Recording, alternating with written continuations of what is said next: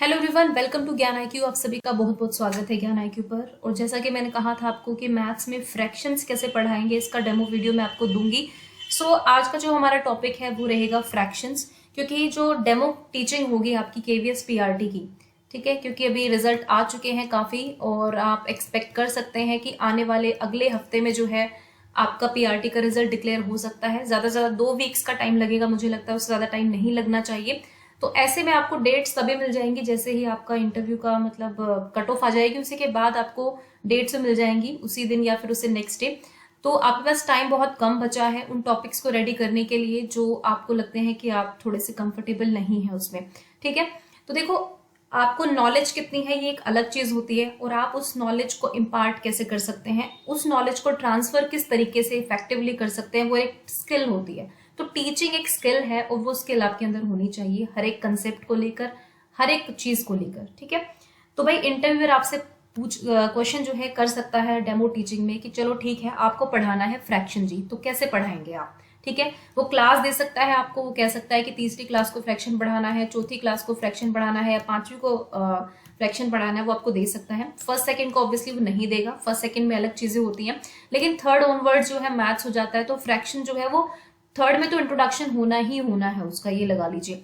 तो हमें थोड़ा सा यहाँ पर सीखने की जरूरत है कि हम बच्चों को फ्रैक्शन जो है कैसे इंट्रोड्यूस करेंगे एक एक्टिविटी बेस्ड मेथड से, उसी के बारे में आज हम बात करेंगे।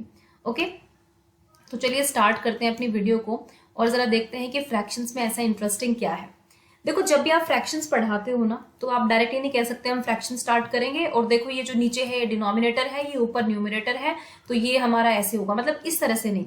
दूसरी चीज मैं आपको ये कह दूं कि केवीएस में जो मैथ्स है ना, जो मोस्टली आपका बोलते हैं ये प्राइमरी लेवल पे है, तो इंग्लिश मीडियम ही होगा, ये आप मानकर चलिए। केवीएस जो है प्रॉपर इंग्लिश मीडियम है। तो यहाँ पर अगर आप ये कहेंगे कि नहीं जी हमें तो डिनोमिनेटर हिंदी में पता है, हमें न्यूमरेटर जो है ये छोटी छोटी चीजें आपको इंग्लिश में पता होनी चाहिए। ओके, तो आप याद रखिए कि फ्रैक्शंस, डिनोमिनेटर, न्यूमरेटर ये क्या होते हैं, ये सब आपको इंग्लिश में भी पता होना चाहिए। ओके, सो देखिए फ्रैक्शंस और होल। अब सबसे पहले जब आप एक थर्ड क्लास में इंट्रोड्यूस करते हैं फ्रैक्शंस को, तो आपको ये पता होना चाहिए कि बच्चे का जो होल यानी कि पूरे का कंप्लीट चीज का जो कंसेप्ट है वो क्या है। अगर जब तक बच्चों को होल का कंसेप्ट नहीं पता, आप फ्रैक्शंस को इंट्रोड्यूस नहीं कर सकते। तो सबसे पहले आप बच्चों के होल के कंसेप्ट को जानेंगे, ठीक है। जैसे आपको डिफरेंट चीजें दिखा सकते हैं, आप इंटरव्यूअर के सामने जब डेमो टीचिंग दे रहे होंगे तो आप उनको एज बच्चा समझ के ही ट्रीट करेंगे, ठीक है। तो देखो बच्चों, मेरे हाथ में जो भी उस टाइम पे आपके हाथ में चीज हो, पेन हो, एक सर्कल हो, ठीक है, अब जो भी हो, हाथ का कड़ा निकाल के, हाथ की चूड़ी निकाल के भी आप दिखा सकते हैं। वो आपका प्रेजेंस ऑफ माइंड दिखाएगा कि आप एकदम से किन किन चीजों का यूज कर सकते हैं। तो आप पहले होल के कंसेप्ट को सिखाएंगे कि बच्चे का पूरा कंसेप्ट क्या है। फिर आप उनमें से क्या करेंगे, वहीं पे जो बैठे हुए लोग होंगे, सपोज मान लीजिए इंटरव्यूअर जो है आपके सामने चाय बिस्किट खा रहे हैं, ठीक है, सपोज मान लीजिए ऐसा, आप वहीं से एक बिस्किट भी उठा सकते हैं। बेसिकली मैं ये कह रही हूँ कि वहां पे जो आपको चीज नजर आए आपको उसी से पढ़ाना पड़ेगा। आप अपनी तैयारी के साथ पहले से जाएंगे नहीं, और जाना भी चाहते हैं तो आप, मैं कहूंगी अगर आप चाहते हैं कि डेमो टीचिंग भी होने वाली है और आप कुछ लेके जाना चाहते हैं, तो आप कुछ सर्कल्स, कुछ ट्राइंगल्स और ये सारी चीजें कट करके जरूर ले जाएं, अगर आपको अलाउड हो वहां पर ले जाना। तो मैं तो ये कहूंगी, क्योंकि जब मेरे टाइम पे मैंने इंटरव्यू दिया था उस टाइम पे जो है, आज उन बातों को जो है लगभग 9 साल हो चुके हैं, तो उस टाइम पे तो डेमो टीचिंग का कंसेप्ट नहीं था, जस्ट इंटरव्यू था। बट अब डेमो टीचिंग अलग से है। तो अगर आपको आप चाहते हैं कि कुछ ऐसी चीज आप कैरी करना चाहते हैं जो आपको काफी कंसेप्ट में हेल्प करेगी, तो आप कर सकते हैं, ठीक है। तो आप बताएंगे जैसे एक सर्कल होता है, रेक्टेंगल होता है, या फिर एक पेन हो गया, एक रोटी हो गई, एक केक हो गया, ठीक है। जब आप बच्चे को दिखाते हैं सामने तो कहते हैं हाँ एक पूरा केक है, एक पूरी रोटी है, एक पूरा एप्पल है, एक पूरा संतरा है उसके सामने, ठीक है। फिर मान लीजिए आप बताएंगे कि हम क्लास में सबसे इमीडिएट चीज जिससे बच्चे बहुत अट्रैक्ट होते हैं, खाने की कोई चीज लेकर आप करेंगे। या तो आप एक ब्रेड का स्लाइस लेकर जा सकते हैं क्लास में, या फिर आप एक रोटी लेके जा सकते हैं और उसमें से एक टुकड़ा आप तोड़ के बच्चों को दिखाएंगे। अब जब आप बच्चों को दिखाएंगे तो आप पहले बच्चों से पूछेंगे, बच्चों हमने इस रोटी को जो है, अभी रोटी कितनी बची है, तो बच्चे जो है आपको कुछ जवाब देंगे, ठीक है। वो कुछ भी जवाब दे सकते हैं, आधी बची है, थोड़ी है, कम है, एक रोटी से कम है। उनके सवालों तक ले जाते जो है आप कंसेप्ट इंट्रोड्यूस करेंगे, हाफ का कंसेप्ट, यानी कि आधा क्या होता है। एक चीज का ध्यान रखिए कि आप थर्ड क्लास में सीधे 1/2 इंट्रोड्यूस नहीं करेंगे, या किसी भी क्लास में आप जा रहे हैं आप सीधे 1/2 को हाफ बोल के नहीं इंट्रोड्यूस करेंगे। पहले आप बच्चों को इस टर्म से वाकिफ कराएंगे कि हाफ जो है वो होता क्या है। ठीक है, आपने पूरी चीज दिखा दी पहले बच्चों को, उसमें से छोटा छोटा टुकड़ा आप काट कर दिखा सकते हैं। आप पेज का भी यूज कर सकते हैं कि अब इतना पेज जो है मैंने काट के अलग कर दिया, अब कितना बचा। कुछ बच्चे आपको डेफिनेटली रिस्पॉन्स में कहेंगे कि अब आधा बचा है। ठीक है, कुछ बच्चे कहेंगे थोड़ा सा बचा है, कुछ कहेंगे थोड़ा सा निकाल लिया थोड़ा बचा है। तो थोड़ा कम को उनके सारे कंसेप्ट को लेते हुए फिर आप हाफ के कंसेप्ट तक पहुंचेंगे। ठीक है, अब देखो जो बच्चे ये कहेंगे कि रोटी का मैडम ने इतना टुकड़ा तोड़ लिया, तो कुछ बच्चे इस पोर्शन को भी हाफ कहेंगे। लेकिन क्या ये हाफ सच में हाफ होगा, आप इस चीज को पहले क्लैरिफाई करेंगे। इसके लिए आप बच्चों को 3-4 शेप्स दिखा सकते हैं, सर्कल दिखा सकते हैं। ये केक का वो मैंने लिया है, ये ट्रायंगल लिया है और ये आपको रेक्टेंगल लिया है। देखो मैंने इजी चीजें ली हैं जो आप वहां पर डेमो टीचिंग में दिखा सकते हैं। तो आप इनको या तो पेपर फोल्डिंग के थ्रू इनको फोल्ड करके दिखाएंगे वहां पर कि अब बताओ कितना है ये, आप पूरा बिल्कुल इक्वल फोल्ड कर लेंगे, या फिर बिल्कुल इक्वल उसमें एक लाइन खींच के दिखा देंगे, या आप ब्लैक बोर्ड का भी यूज कर सकते हैं। ये मैं आपको जितनी चीजें बता रही हूँ ना, ये आपको ध्यान रखनी है। आपको जो उस टाइम पे सही लगे आपको वही करना है। आप ट्रायंगल ड्रॉ करके उसको हाफ में डिवाइड कर सकते हैं, आप इसको रेक्टेंगल को हाफ में डिवाइड कर सकते हैं, आप सर्कल को डिवाइड कर सकते हैं, आप और चीजों को भी। पहले बहुत ही सिंपल चीजों को हमें डिवाइड करके दिखाना है और उन सबका हाफ जो है बच्चों से आप कहेंगे अब बताओ कितना है। ठीक है, आप मान लीजिए आपने एक ट्रायंगल लिया, आपने उसको हाफ में पीस में कट कर दिया, आपने हाफ एक इंटरव्यूअर को दे दिया और दूसरा हाफ दूसरे इंटरव्यूअर को दे दिया। अब आप उन्हीं से पूछेंगे अच्छा आपके पास कितना है, आपके पास कितना है, तो कहेंगे मेरे पास आधा है, आधा इसके पास है। तो आधे आधे का कंसेप्ट देकर आप पहले इंट्रोड्यूस करेंगे बच्चे को हाफ का कंसेप्ट। याद रखेगा अभी आप सिंबल जो है वो इंट्रोड्यूस नहीं करेंगे, ये 1/2 का जो कंसेप्ट है अभी आप इंट्रोड्यूस नहीं करेंगे। जब आप बच्चे को एक्चुअल में हाफ होता क्या है उसके बारे में इंट्रोड्यूस कर देंगे, ठीक है, फिर आप पहुंचेंगे कुछ ऐसी चीजों के ऊपर जहां पर बच्चों को हाफ में कंफ्यूजन होता है। ठीक है, चलो इसमें तो क्लियर हो जाएगा बच्चों को, इसमें भी क्लियर हो जाएगा जहां तक है। लेकिन कुछ ऐसी फिगर्स होती हैं जहां पर बच्चों को हाफ में कंफ्यूजन नहीं, क्लियर जो है नहीं होता है। अब ये बॉल देखिए, ये भी एग्जैक्टली हाफ में डिवाइड की गई है, लेकिन जब आप बच्चों से पूछोगे तो बच्चे कंफ्यूज हो जाएंगे। जैसे ये हार्ट है, इसमें भी बच्चे थोड़ा सा कंफ्यूज हो सकते हैं। ठीक है, और यहाँ पर ये तो हाफ है ही नहीं। तो आप बच्चे का हाफ का कंसेप्ट क्लियर हुआ है कि नहीं हुआ है, आप कुछ ऐसी चीजें पूछेंगे उनसे जो एक्चुअल में हाफ में डिवाइड हुई हैं और कुछ ऐसी जो हाफ में डिवाइड नहीं हुई है। अब इनको बच्चों को सिखाने के लिए क्या करेंगे, paper folding activities one of the best activity वैसे तो। ठीक है, लेकिन आप इनको कट भी कर सकते हैं। जैसे ये है, बच्चों को बोलेंगे कि ट्रायंगल बच्चों के लिए तो खुद तैयार करेंगे, या बच्चों को बोलेंगे कि सभी बच्चे एक ट्रायंगल ड्रॉ करेंगे, बीच बीच बिल्कुल एक बराबर लाइन खींचेंगे। अब उसको कट कर सकते हैं बच्चे, और जो कट किया हुआ हिस्सा है दूसरे के ऊपर रखना है। अगर वो कट किया हुआ हिस्सा दूसरे के ऊपर जो है पूरा पूरा रखा गया, पूरा पूरा उसके ऊपर रखा गया, दैट मीन्स वो उसका हाफ है। और अगर पूरा नहीं रखा गया दैट मीन्स वो हाफ नहीं है। जैसे इस सर्कलों को अगर हम काटेंगे तो ये जो इसका हिस्सा है बस इतना आके रखा जाएगा, ठीक है, लेकिन ये पोर्शन जो है रह जाएगा, दैट मीन्स कि ये इसका हाफ नहीं है। तो अब बच्चों को बताएंगे हाफ का मतलब है जब एक चीज को हम बराबर बराबर हिस्सों में बांट देते हैं। जरूरी नहीं है कि वो बराबर हिस्सा एक सीधी लाइन से होगा, वो एक कर्व लाइन से भी हो सकता है, जैसे कि इस गेंद में है। ठीक है, इस तरह से आप और कुछ कंसेप्ट के साथ उनको हाफ का कंसेप्ट सिखा सकते हैं। हाफ पर जब आप पहुंच गए उसके बाद आपको क्या करना है, उसके बाद जो है आप, अब देखो ये वही सेम इसके लिए डाला हुआ है, क्या हाफ रियल में हाफ है, तो इसको कट करेंगे 2 पीसेस में। इन फ्लैप्स को जो है एक दूसरे के ऊपर रखेंगे और बच्चे को ये बता देंगे कि भाई अभी ये अगर पूरा पूरा आ गया है तो ये हाफ हो गया है। अब जो है हम और एक्टिविटी करा सकते हैं बच्चों को। हाफ का जब आपने इंट्रोड्यूस कर दिया, फिर आप और अदर एक्टिविटीज कराएंगे जिसमें आप डिफरेंट डिफरेंट चीजें बच्चों को देंगे और डिफरेंट डिफरेंट पार्ट्स में उनको डिवाइड करेंगे। जैसे यहाँ पर मैंने एग्जांपल लिया है, एक स्क्वायर को हमने यहाँ पर 1 2 3 4 5 6 और 7 8 पीसेस में इसको डिवाइड कर लिया है। ठीक है, फिर एक स्क्वायर है उसको इस तरह से डिवाइड किया है, फिर एक स्क्वायर है इसको फिर इस तरह से डिवाइड किया है, ये रेक्टेंगल को हमने 3 तरीके से डिवाइड कर दिया है। ठीक है, अब क्योंकि सिर्फ हाफ से आगे भी बढ़ के एक पेज को, एक चीज को हम डिवाइड कर सकते हैं, वो आप इंट्रोड्यूस कराएंगे। जैसे कि मान लीजिए स्क्वायर है, स्क्वायर को बच्चों को दिखा सकते हैं आप, या तो ब्लैक बोर्ड पे बना सकते हैं या आप कट आउट करके लेके जा सकते हैं, और इसके कट आउट पीसेस को जोड़कर भी बच्चों को दिखा सकते हैं कि ऐसे ऐसे करके 8 हिस्सों में हमने इसको बांट दिया, अब यहाँ पे कितने हिस्से बने, यहाँ पर कितने हिस्से बने। तो एक तरह से बच्चों को डिफरेंट डिफरेंट तरीकों से एक ही चीज को डिफरेंट डिफरेंट तरीके से आपको सिखाना है, ताकि उनको समझ में आए कि एक्चुअल में हम किस किस तरह से चीजें कितने कितने हिस्सों में बट सकती हैं। ठीक है, ये जैसे यहाँ पे रेक्टेंगल को इसको करा हुआ है हमने। जब एक आप ये कर चुके होंगे, अब एक अलग तरह के क्वेश्चन जो है शेडेड पार्ट वाला, वो भी एक बहुत अच्छी एक्टिविटी है कि आप बच्चों को करने को दे सकते हैं। सपोज आप वर्कशीट्स लेके गए हैं बच्चे के लिए, कुछ और लेके जा सकते हैं। मतलब ये आप डेमो टीचिंग में बताएंगे कि हम इस तरीके से और इन चीजों को कर सकते हैं। ठीक है, जरूरी नहीं है कि आप वहां पर जस्ट पढ़ा के दिखाएंगे, आप अपनी बातें भी रख सकते हैं, क्योंकि उस टाइम पे इतने रिसोर्सेज आपके पास अवेलेबल नहीं होंगे, बट आप बता तो सकते हैं कि हम ये कर सकते हैं। तो बच्चे को जब आप शेडेड पोर्शन और अनशेडेड पोर्शन कराते हैं, वो भी एक अच्छी एक्टिविटी हो जाती है। मान लीजिए आपने बच्चे को दिखा दिया कि हमने यहाँ पर एक पार्ट को जो है शेड कर दिया, ठीक है। अब आप बच्चों से पूछेंगे अच्छा हमने कितने पोर्शंस को शेड किया है, तो बच्चे कहेंगे एक बॉक्स को आपने शेड किया है। टोटल कितने बॉक्स थे, तो बच्चे कहेंगे 8। तो आप बताओगे कि हाँ 8 में से हमने जो है एक बॉक्स को ही शेड किया, ठीक है। अब जब आप ये सिंबल इंट्रोड्यूस करेंगे उससे पहले ये चीज आपको करनी है। ओके, तो 8 में से हमने एक बॉक्स को शेड किया। अगर मैं दूसरे को भी कर दूं यहाँ पर, तो कितने कितने शेड कर देंगे हम, तो बच्चे आपको कहेंगे कि हमने अब 2 शेड कर दिए। ठीक है, समझे इस चीज को।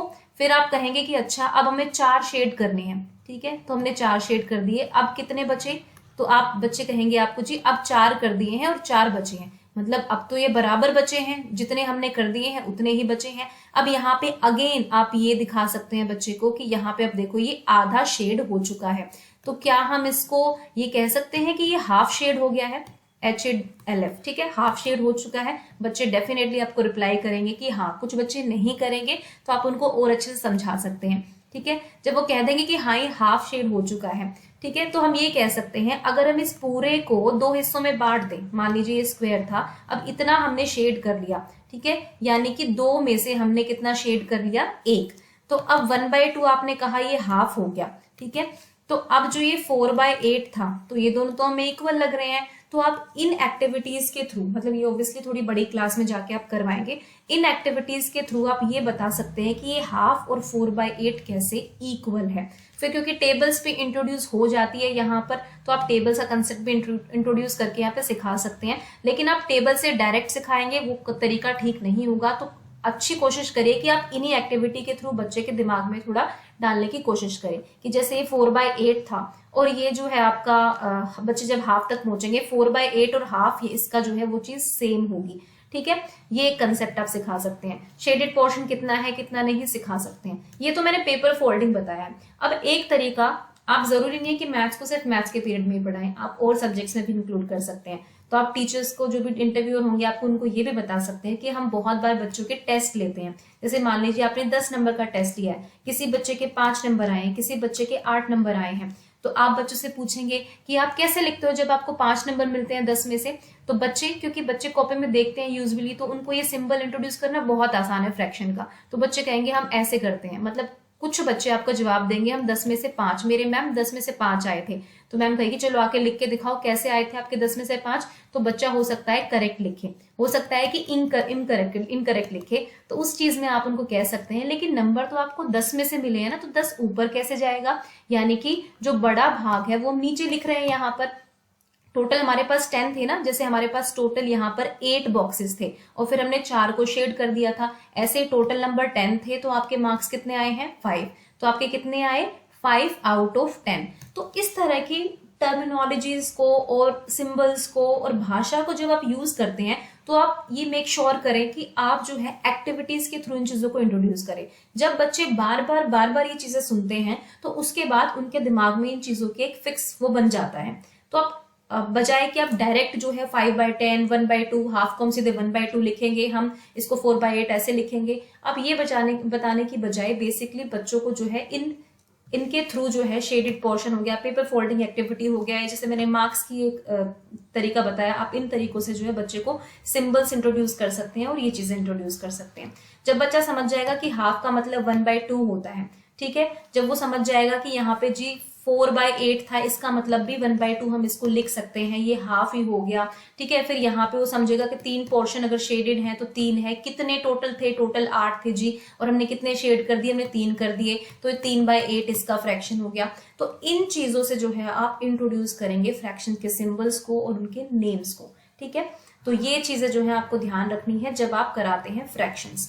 तो ये एक तरीका मैंने आपको बताया कि फ्रैक्शंस को बेसिकली कैसे इंट्रोड्यूस करते हैं और कैसे उसको प्रोसीड करते हैं। और चीजें देख लेते हैं एक बार।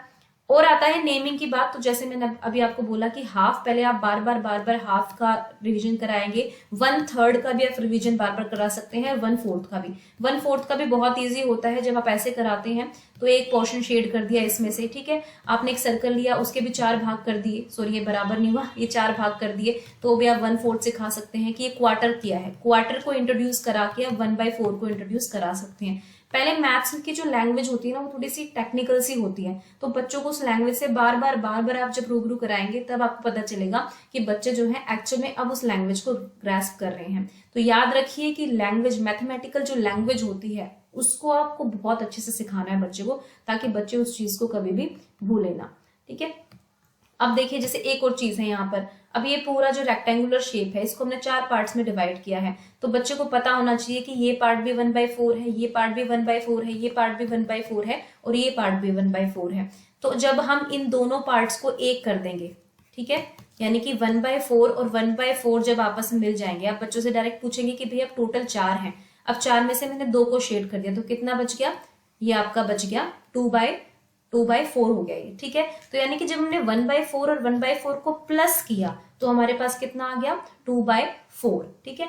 तो बेसिकली इससे आप फ्रैक्शंस को प्लस कैसे करना है ये सिखा सकते हैं बच्चों को। साथ ही साथ 2/4 जो है कैसे ये हाफ में, जैसे ये पूरी फिगर है, चलो अब इसको हाफ में डिवाइड करते हैं, हमने हाफ में डिवाइड कर दिया, तो क्या हम इस पूरी फिगर को 1/2 भी लिख सकते हैं? जी हाँ, बिल्कुल लिख सकते हैं। फिर 1/2 और 2/4 को फिर से आप कंपैरिजन करके दिखा सकते हैं कि देखो 1/2 और 2/4 भी बिल्कुल इक्वल चीजें हैं। और एक कंसेप्ट और जो आपको सिखाना है, हॉल का मैंने कहा था 1/4, एक शेड किया 1/4, 2 शेड किए 2/4, जब तीसरा शेड किया 3/4 और जब चौथा शेड किया 4/4। तो आप बच्चों को बताएंगे कि जब अब देखो जी हमने पूरा शेड कर दिया ये, ठीक है, पूरा शेड कर दिया, तो ये आया आपका 4/4, लेकिन इसको तो हम एक 1 रेक्टेंगल भी बोल सकते हैं। इसका मतलब 4/4 और 1 जो है क्या सेम चीज हो गई?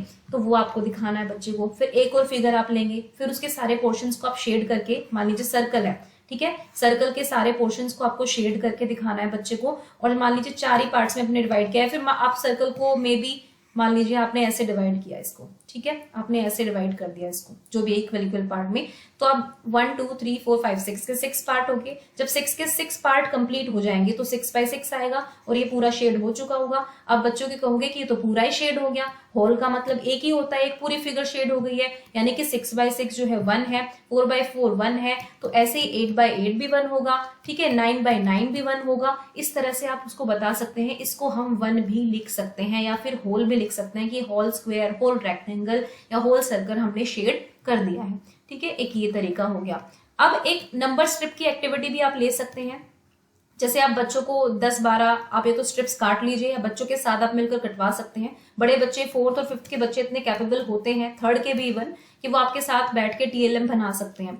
तो आप कहेंगे कि आप जो TLM बनाएंगे चीजों का फ्रैक्शंस पढ़ाने के लिए, उसमें बच्चों को इन्वॉल्व करें तो बेटर होगा, ठीक है। तो हर बच्चा अपने अपने लिए स्ट्रिप्स काट लेगा, 10 स्ट्रिप काट लेगा, बिल्कुल मेजरमेंट आप उनको दे सकते हैं क्योंकि स्केल बच्चों के पास होता है। आप एक बार सिखाएंगे बच्चे काट लेते हैं।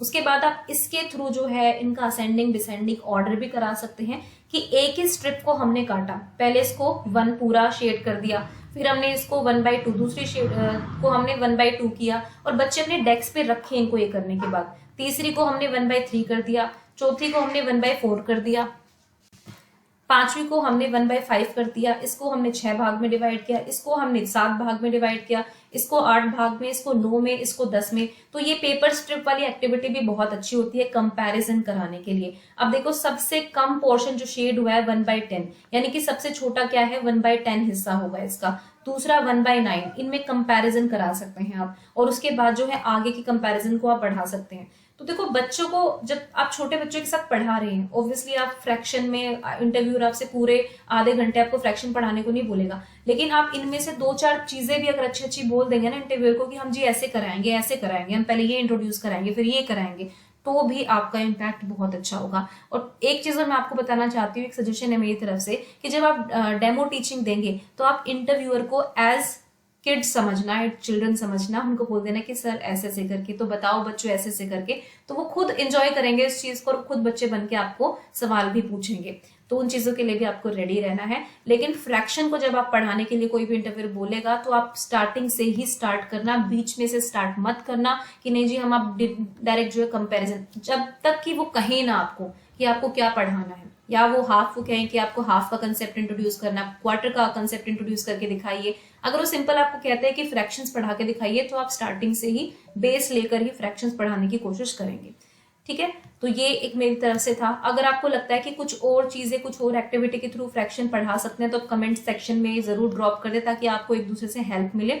और मैंने बेसिकली स्टार्टिंग से लिया है ताकि स्टार्टिंग से जब हम लेते हैं तो क्या होता है ना कि हम मानकर चलते हैं कि सामने वाला हमसे स्टार्टिंग से कि हमें इंट्रोडक्शन कैसे कराने वाले वही पूछेगा, तब मैं तो ये मान के चलती हूँ और इंटरव्यू का कुछ कह नहीं सकते हैं। हाँ, एक चीज और, न्यूमरेटर और डिनोमिनेटर नेमिंग कैसे करानी है। जब आप इन चीजों को अच्छे तरह से हाफ को, 1/4 को, 4/2 को, ये बच्चा जब बोलना सीख जाए ना कि 2/4 या फिर 2/3, 2/4, इस तरह से जब बच्चा सीख जाए अच्छे से, क्योंकि ये सीखेगा तभी जब आप बहुत सारी प्रैक्टिस उनको देंगे। तो जब बच्चों की जबान पर ये चीजें हो तब आप न्यूमरेटर और डिनोमिनेटर का कंसेप्ट इंट्रोड्यूस करवाएंगे कि जो नीचे का पोर्शन होता है फ्रैक्शन में उसको हम डिनोमिनेटर बोलते हैं और ऊपर वाले फ्रैक्शन को न्यूमरेटर।